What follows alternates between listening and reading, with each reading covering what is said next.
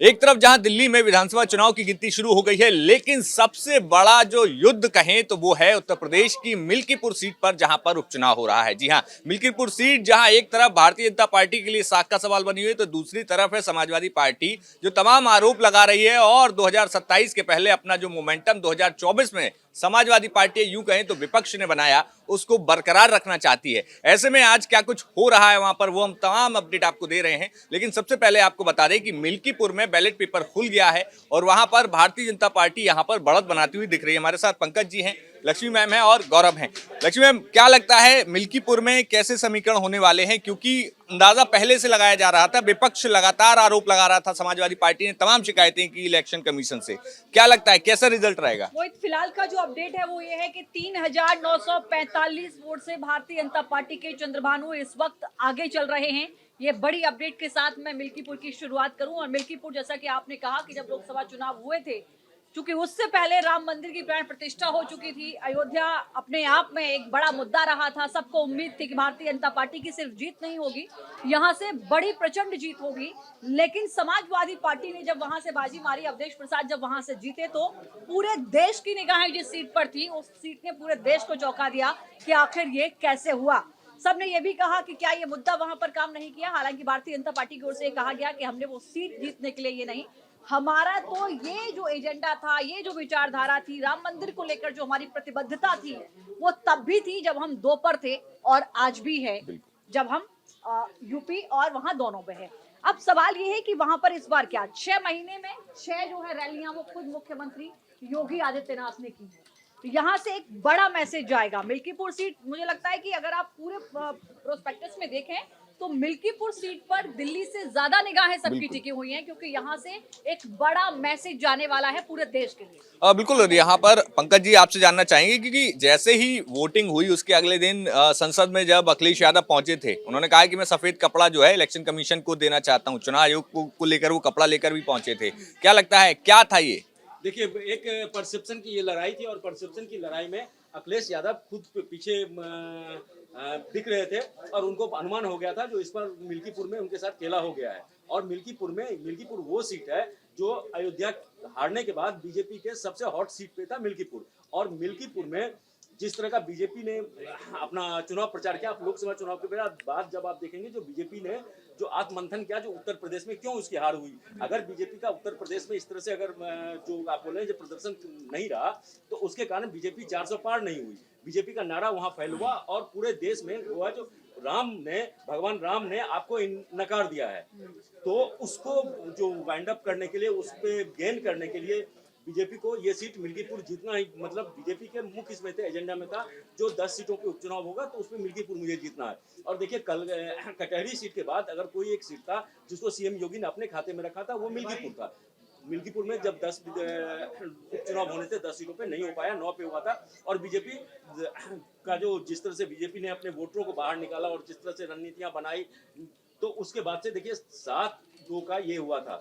तो उसके बाद मिल्कीपुर था। मिल्कीपुर में जो हिंदुत्व और आपका पीडीए का, दोनों का हमें मुकाबला देखना पड़ेगा। तो पीडीए के जो थ्योरी था अखिलेश यादव को, इसको मात देने के लिए हिंदुत्व को किया और पीडीए में सेंध लगाया। और पीडीए में सेंध लगाने के लिए जो है पारसी समुदाय और मुस्लिम समुदाय और यादव समुदाय, इन तीनों को बीजेपी ने टारगेट किया। और उसके बाद ब्राह्मण वोटर वहां सबसे ज्यादा है, तो ब्राह्मण वोटरों को साधने के लिए आप देखिए बनारस से भी ब्राह्मणों को लाया गया था चुनाव प्रचार के लिए। और शुरुआती रुझान में हम देख रहे हैं जो अभी बैलेट पेपर खुला, उसमें 4000 सीट से मतलब मिल्कीपुर खेला हो गया है। और इस मिल्कीपुर से बीजेपी अब शंखनाद करेगी 2027। बिल्कुल, मिल्कीपुर है मोहित, जो समाजवादी पार्टी का मैं कहूँ तो गढ़ कहा जाता है। समाजवादी पार्टी का गढ़ कहा जाता है। अब तक शायद मैं अगर ठीक हूँ तो 2 बार, जब तक ऐसे तो मैं ऐसे 2 बार सिर्फ बीजेपी के खाते में गई है, अन्यथा यहाँ कांग्रेस 2 बार रही और बाकी की जो खाता रहा वो समाजवादी पार्टी का रहा।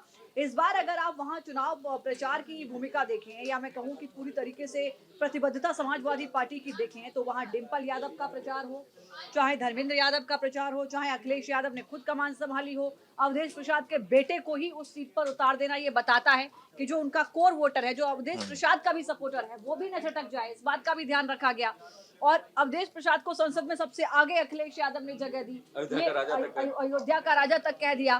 तो ये जो एक मैसेज है, क्या यहाँ से समाजवादी पार्टी 2027 के लिए जो मोमेंटम बनाने की कोशिश कर रही थी, क्या उसको एक थोड़ी सी धार कम नजर आएगी? क्या यहाँ से बीजेपी का, खासकर योगी आदित्यनाथ अगर अपने दम पर इस सीट को जीतकर भारतीय जनता पार्टी के खाते में डालते हैं तो निश्चित तौर पर क्या उनको और ज्यादा आप कहेंगे कि बल मिलता हुआ नजर आएगा 2027 के लिए? ये एक बड़ा मैसेज होगा।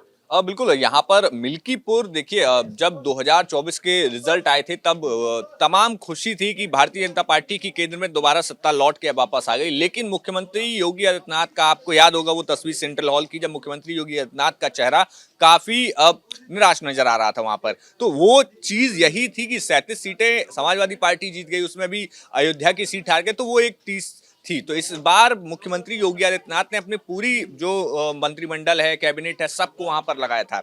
अच्छा, इस पूरे वाकये में बड़ी चीज ये भी थी कि कास्ट कॉम्बिनेशन आप कैसे बैठाएंगे?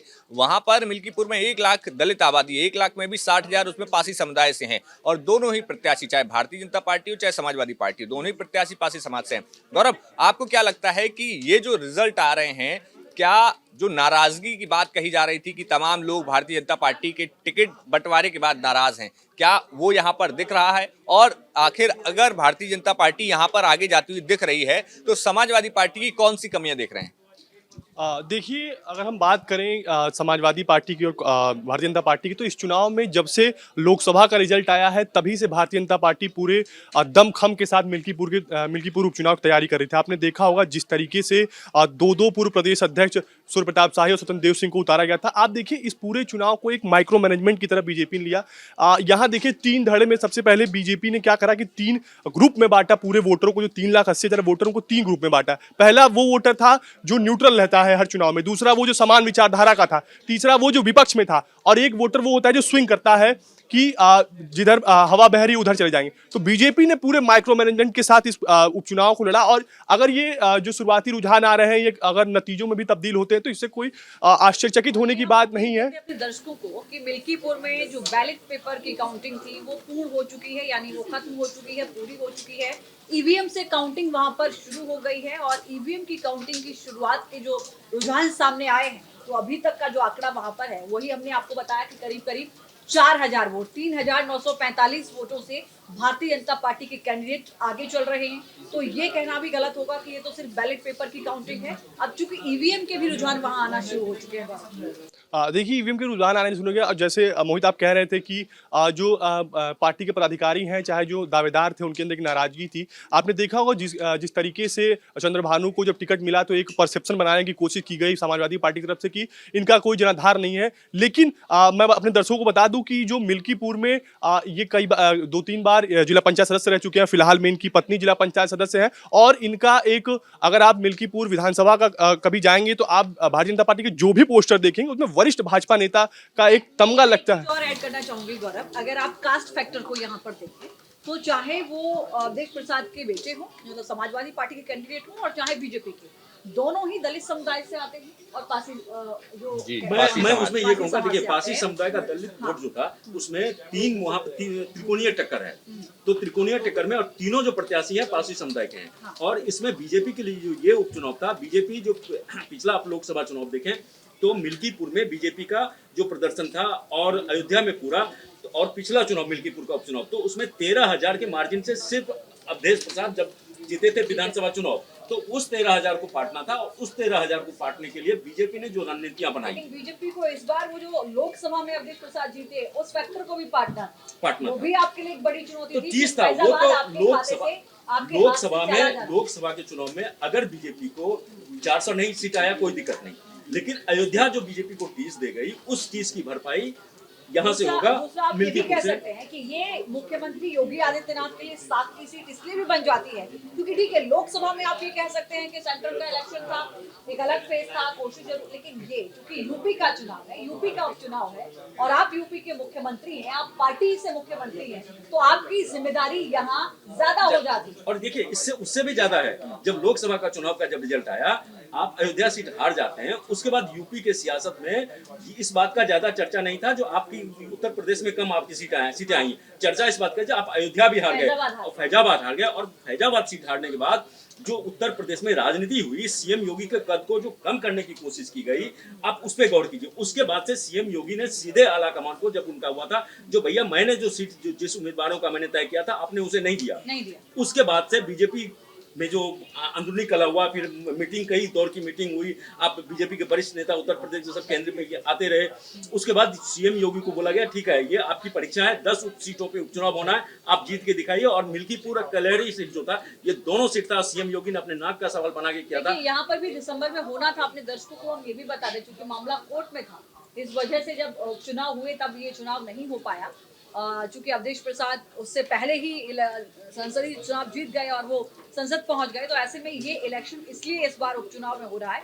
और चूंकि मिल्कीपुर का जब जिक्र हो रहा है तो सिर्फ मिल्कीपुर नहीं, इसको अयोध्या लोगों को समझना पड़ेगा कि ये अयोध्या का जिक्र हो जाता है। राम मेहरबान हो गए। अयोध्या का जिक्र हो जाता है तो सबको समझ में आ जाता है कि मतलब जिस तरीके से जो है, मुझे अभी भी वो क्या नाम है गाना याद आता है जो कन्हैया ने गाया था, जो राम को लाए। हाँ। तो उसका असर जो है वो संसदीय चुनाव में नहीं देखने को मिला था, लोकसभा चुनाव में नहीं देखने को मिला था।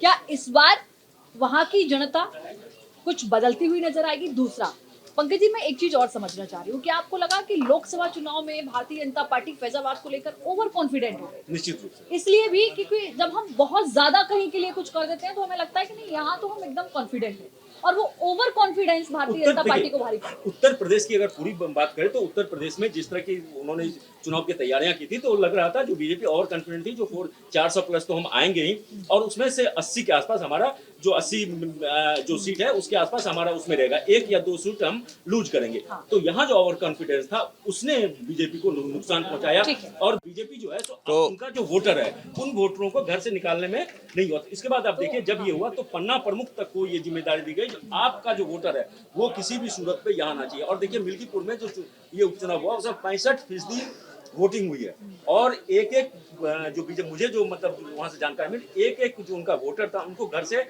लाया गया, जो आप आइए वोट डालिए, मतदान केंद्र तक लाया वो इसीलिए ना, क्योंकि लोकसभा चुनाव में आपने कहा कि 400 पार, इसका मतलब ये होता है कि जब हम 100 का टारगेट लेते हैं तो हम ये फिक्स होते हैं कि हमें 80 तो हमारा कहीं गया नहीं।